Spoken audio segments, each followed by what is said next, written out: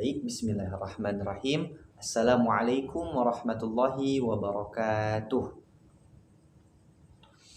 Alhamdulillahi rabbil alamin. Alhamdulillahi wa kafa. Wassalatu wassalamu ala nabiyyihil mustafa Sayyidina wa maulana Muhammadinil mujtaba wa ala alihi wa ashabihi ahli tuqa wa sidqi wal wafa.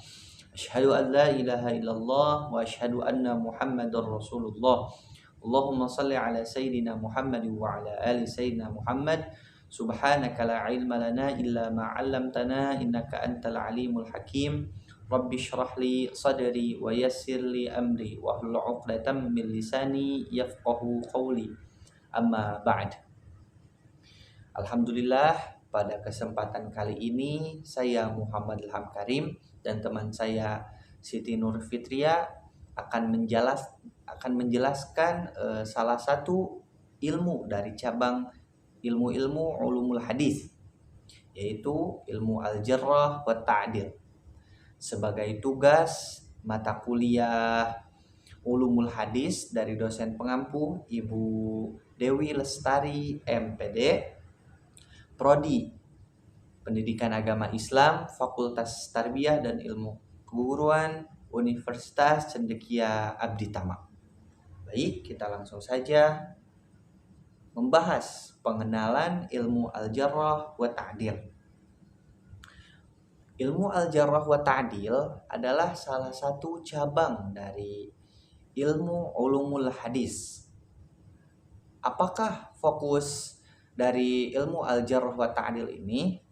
Gambaran besarnya ilmu al-jarrah wa ta'dil ini adalah ilmu yang hanya fokus membahas kualitas perawi. Apakah dia layak diterima riwayatnya, ataukah dia ada pernah berbohong dalam hidupnya sehingga dia tidak bisa diterima riwayatnya. Mengapa ilmu al-jarrah wa ta'dil ini sangat penting untuk kita ketahui? Karena agama Islam bukan hanya semata yang hanya fokus kepada Al-Quran saja sebagai hukum agama Islam. Seperti kita ketahui bahwa agama Islam mempunyai dua rujukan besar, yaitu Al-Quran dan Sunnah. Kita ketahui bersama juga bahwa Al-Quran dijaga keasliannya dari dulu oleh Allah sampai hari kiamat. Tidak akan pernah berubah. Dari 1400 tahun yang lalu sampai nanti hari kiamat, Al-Quran tidak akan pernah berubah bacaannya. Tetapi dengan ilmu hadis yang pernah keluar dari ucapan Rasulullah atau perbuatan Rasulullah atau ketetapan Rasulullah, tentu akan ada kesalahpahaman atau ada perbedaan pendapat dari ilmu hadis tentang makna-makna itu. Jadi dari ilmu al-jarrah wa ta'dil ini adalah upaya ilmiah untuk menyeleksi bagaimana dan kriteria apa saja ulama yang layak dijadikan rujukan dan memisahkan ulama mana saja yang kurang layak diterima perawi atau riwayatnya. Definisi al-jarrah wa ta'dil. Secara etimologi atau secara logoh, secara bahasa, al-jarrah artinya mencela atau melukai. Dalam konteks ilmu hadis, al-jarrah maksudnya menyebutkan kekurangan dari seorang perawi hadis yang berpotensi bisa menggugurkan kredibilitas riwayatnya. Sedangkan secara etimologi, at-ta'dil adalah mengadili, memberikan pandangan positif kepada seorang perawi bahwa perawi tersebut bisa diterima riwayatnya dan bisa dijadikan sumber rujukan dari riwayatnya. Sedangkan secara terminologis, al-jarrah wa ta'dil adalah ilmu yang fokus pada penilaian perawi. Apakah perawi itu bisa diterima dari keadilannya atau al-adalah, dan juga dari pemahaman dan ketelitian dan juga kecerdasannya atau ad-dhabt. Sehingga mengetahui apakah hadis itu bisa diterima dengan baik dari periwayatnya yang adil dan cerdas, ataukah riwayatnya ditolak karena periwayatnya sering berbohong ataupun bodoh. Ilmu ini menjadi alat seleksi yang sangat ketat dengan standar ilmiah guna menjaga keaslian dari sabda, perbuatan, dan juga ketetapan Nabi Muhammad SAW.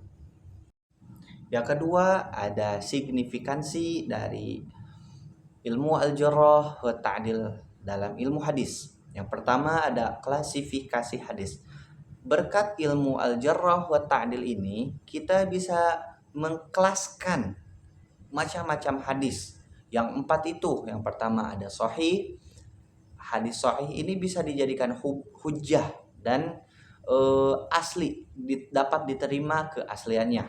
Yang kedua ada hasan. Hasan ini bisa kita jadikan hujjah, bisa kita terima, tetapi kelasnya di bawah hadis sahih. Yang ketiga ada hadis dhaif. Hadis ini lemah, tetapi kita bisa jadikan, atau ulama ada yang menyebutkan bahwa hadis dhaif ini bisa dijadikan sebagai fadhailul a'mal. Yang keempat, hadis maudhu. Hadis maudhu ini hadis palsu. Kita tidak bisa jadikan hujjah dan hadis ini tertolak. Jadi manfaat dari ilmu al-jarrah wa ta'dil ini, kita bisa mengetahui klasifikasi hadis dari 4 hadis-hadis yang bermacam-macam ini. Yang kedua ada melindungi ajaran Islam. Fungsi al-jarrah wa ta'dil ini kita bisa melindungi dari kemurnian ajaran Islam. Kita sampai saat ini bisa mengetahui hadis-hadis mana yang dapat kita jadikan hujah, supaya ajaran Islam tidak bercampur aduk dari tangan-tangan atau pemikiran-pemikiran pendusta yang bisa mengurangi kredibilitas ajaran Islam hingga saat ini. Yang ketiga, sebagai pondasi hukum Islam. Banyak sekali hukum-hukum syariat, baik ibadah atau muamalah atau jinayah yang bersandar pada hadis. Maka jika sumber hadisnya tidak sahih, hukum yang dibangun di atasnya bisa keliru. Salah satunya dari periwayatnya yang tidak adil atau cacat pemahamannya. Prinsip utama al-jarrah wa ta'dil. Ada beberapa prinsip yang harus ditekankan, yang harus dimiliki oleh para periwayat hadis supaya menjadi landasan utama penilaiannya. Ada 4 penilaian dalam prinsip utama ilmu al-jarrah wa ta'dil ini. Yang pertama, adil dan objektif.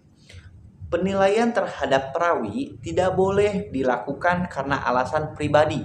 Tidak boleh dilakukan karena alasan pribadi, fanatisme madhab, atau sentimen politik. Ulama harus menjunjung tinggi keadilan ilmiah.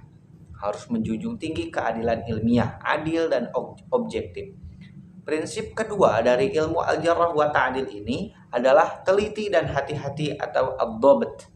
Seorang ulama al-jarrah wa ta'dil harus berhati-hati dalam menilai, karena menyebut seorang sebagai lemah tanpa bukti bisa menjadi ghibah atau fitnah. Jadi ulama yang menyebutkan tanpa bukti bisa menjadi ghibah atau fitnah. Bagaimana kalau adil? Bagaimana kalau ulama tersebut ada buktinya, Pak? Maka ini salah satu manfaat dari ilmu al-jarrah wa ta'dil ini. Maka segala penilaian harus berdasarkan bukti kuat dan konsistensi periwayatan. Prinsip yang ketiga adalah ahli di bidang hadis. Tidak semua orang boleh melakukan penilaian. Hanya ulama tertentu yang mendalam keilmuannya, yang menguasai sanad dan rawi, serta memiliki ketajaman dalam analisis riwayat yang bisa dijadikan rujukan dalam memilih periwayatnya. Yang keempat, menggunakan kaidah yang terstandar. Ilmu ini memiliki istilah-istilah teknis seperti soduk atau orang yang jujur, matruk atau orang yang tertolak, do'if atau lemah, siqoh atau cerdas pemahamannya, mutqin, dia lancar hafalannya, dan sebagainya. Semua penilaian harus merujuk pada kaidah ini agar tidak subjektif.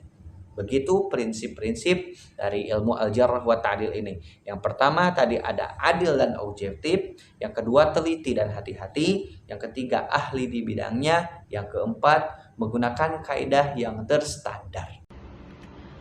Oke, metode al-jarh wa ta'dil, meneliti biografi perawi, disebut juga ilmu ar-rijal. Dalam metode ini, para ulama akan mengumpulkan informasi pribadi tentang seorang perawi, nama lengkap, nama kuliah, guru-gurunya, murid-muridnya, tempat tinggal, mazhab, dan latar belakang kehidupannya. Yang kedua, meneliti catatan periwayatan. Apakah dia pernah meriwayatkan dari guru tertentu? Apakah dia bertemu langsung atau hanya sekedar sejarnan? Hal ini disebut dengan mu'asarah waliko, yang sangat penting untuk memvalidasi kesinambungan sanad. Yang ketiga, membandingkan riwayat. Jika seorang perawi menyampaikan hadis, kemudian hadis itu bertentangan dengan perawi lain yang lebih thiqoh, maka akan dianalisis siapa yang lebih kuat. Ini masuk ke dalam metode al-muwazanah dalam kurung perbandingan. Yang keempat, perbandingan testimoni para ulama. Ulama generasi awal seperti Yahya bin Ma'in, Imam Ahmad, dan Al-Bukhari seringkali memberi komentar ilmiah terhadap perawi seperti contohnya terpercaya nafaqoh, la yaktub, hadis tidak boleh tulis hadisnya, matruk ditinggalkan. Testimoni ini menjadi referensi penting dalam menilai kekuatan hadis. Ada kitab penting dalam ilmu ini, Al-Jarh wa Ta'dil karya Ibnu Abi Hatim, Tahdhib Al-Kamal karya Al-Mizzi, Tahdhib At-Tahdhib karya Ibnu Hajar, Mizan Al-I'tidal karya Az-Zahabi, Tarkib At-Tahdhib, dan Al-Kamil fi Du'afa ar-Rijal. Contoh Al-Jarh, contohnya perawi bernama Muhammad bin Sa'id al-Mashhub dikatakan oleh Imam Ahmad dan yang lain sebagai pendusta, membuat kitab atau hadis palsu. Dengan penilaian seperti ini, hadisnya otomatis ditolak. Contoh ta'dil, Imam Malik bin Anas dikatakan oleh para ulama terpercaya imam dan penghafal hadis. Ini menunjukkan bahwa hadis yang berasal darinya diterima tanpa keraguan. Aplikasi al-jarh wa ta'dil dalam kehidupan, menentukan hukum Islam. Para mujtahid seperti Imam Syafi'i dan Imam Ahmad selalu memastikan bahwa hadis yang mereka jadikan hujjah telah melalui kredibilitas melalui ilmu ini. Yang pertama, menafsirkan Al-Quran. Banyak ayat Al-Quran dijelaskan oleh hadis, maka tafsir yang bersandar pada hadis-hadis yang lemah atau palsu akan menyesatkan. Dengan ilmu ini, kita dapat memilih tafsir yang benar. Mengamalkan ibadah. Amal seperti sholat, wudhu, dan puasa banyak didasarkan pada hadis. Dengan ilmu ini, umat Islam hanya mengamalkan ibadah yang berdasarkan hadis sahih, sehingga amal ibadah tidak sia-sia. Kesimpulannya, sebagai penutup kami sampaikan bahwa al-jarh wa ta'dil adalah ilmu yang sangat krusial karena menjaga kualitas riwayat Nabi Muhammad SAW yang menjadi pondasi syariat Islam. Ilmu ini memastikan otentisitas hadis sehingga umat Islam dapat membedakan mana yang valid dan mana yang tidak.